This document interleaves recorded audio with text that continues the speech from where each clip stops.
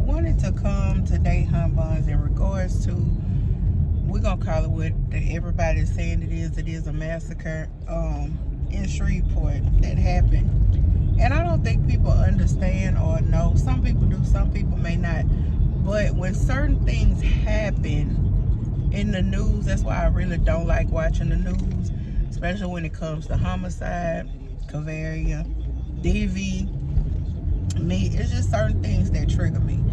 And I had no other choice but to see it, right?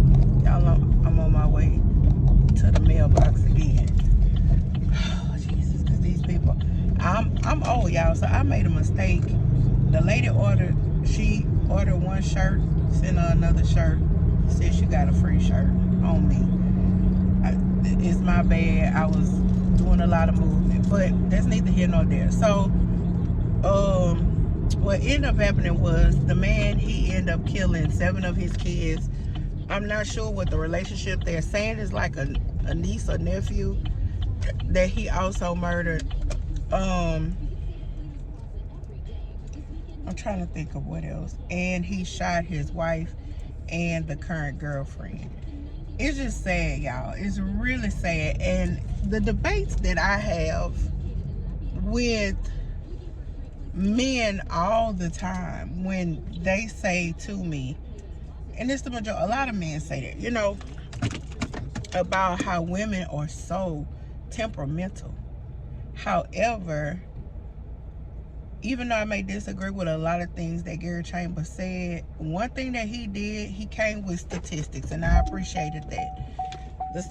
The statistics basically stated that a woman is probably 20% likely to murder her partner versus a male being on the other end of that spectrum at almost, it's not almost, it's double, it's 50, you know, 50. I think he said 55 if I'm not mistaken. If I can insert the clip, I will. Y'all, mental health is real. And I know everybody say, listen, you know, everybody's trying to say everything ain't mental health. Your state of mind is mental health. So his state of mind was not in the right mind to go and take out his kids.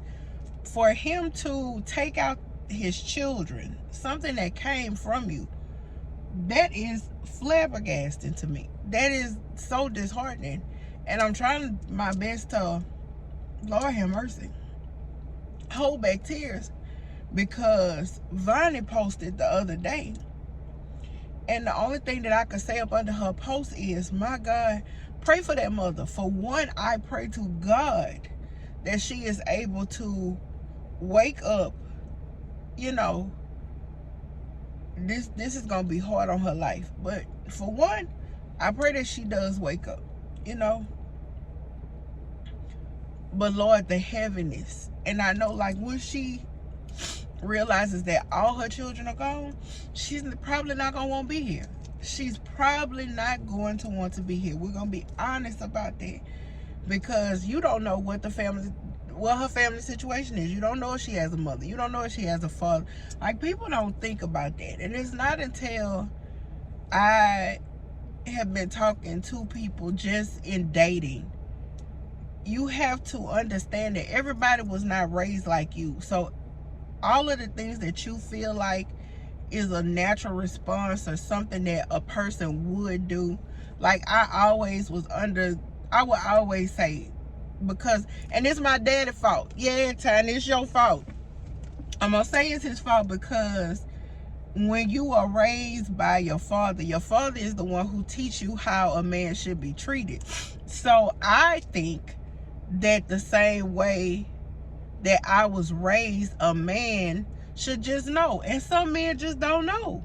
For one, they could have not been raised by their father. Hell, for two, they could have been raised by their father and their father wasn't shit. Okay? A lot of times, men have not seen their mothers be loved. So, can it happen? Yes, it's one or two things. Either he's going to follow what he saw, or he's going to try to correct that.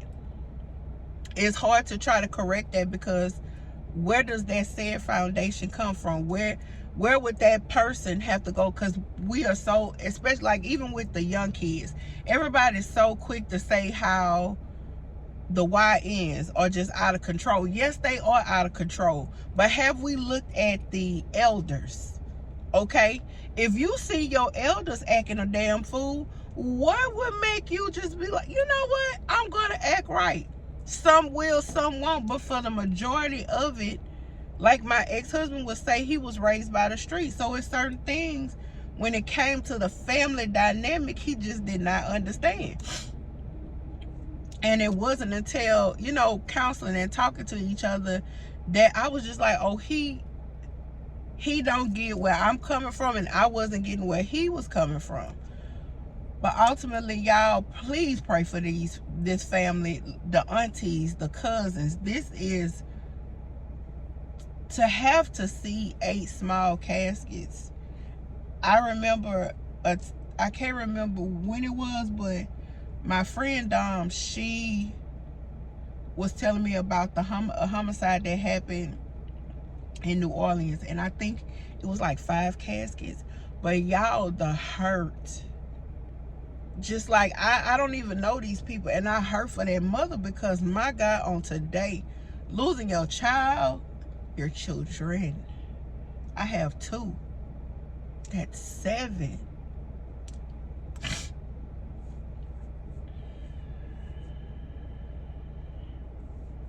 It's crazy. The world is a crazy, scary place at times. Y'all stay prayed up. I know everybody say, you know, oh, well, you know, you saying stay prayed up, God let this happen. He did. Did he let it happen? Yes. But what was the reason that it happened for? What was the reason? And she'll probably have to tell her story in time to see what happened. And from what they are saying, they're saying that apparently they were supposed to be going to court in regards to the divorce the next day. If I, as a DV survivor, do not tell my other survivors, do not tell them your next steps. Never tell them your next steps. Partner with, and my God, partner with somebody. And I often pray, because I know at times there are organizations who are quote unquote set up to assist DV victims, and it's not going like it's supposed to. That's like anybody at a job. Some people gonna do their job, and some people just gonna do the bare minimum, and some of them just there to get a check. And I pray for those who are there to get a check, because my God, on today, I hope that neither yourself or someone that you truly love gets put in that position. I just saw my friend walked in, and I'm about to go talk to her. But I hope you guys, I hope this helps, you know, as a survivor. Move in silence. Moving in silence will always be your friend. People say that protective order doesn't do anything. That protective order, it doesn't. But if you get what you need, and everybody know what I mean, and go to arrange and make sure that you are using what you need to do properly, sis, you're going to be just fine. You're going to be just fine, bro. You're going to be just fine, because people have the false perception that DV only happens to women. It happens to us both. I've talked to many men who have been abused. I've talked to many women who have been abused. You know, it's crazy. Yeah. But I love you guys. Thank you guys for watching. And I hope this message reaches someone that it can assist. If you ever need me, reach out to me. My number is actually in my bio for contact, in my Instagram. For my YouTube, it's literally my name. My YouTube name is Books to You, not Brooks. Books is Miss Books to You. Send me an email. As much as I can help, I will. Because guess what? I survived. And it breaks my heart to see a sister who doesn't. It does. But I love you guys, and thank you guys for watching.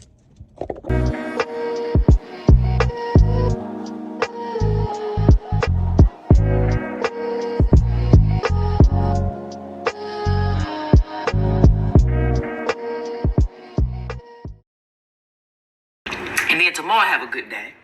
But even if you can't have a good one, don't you dare go messing up nobody else's hair. Very good, honey. This got dark.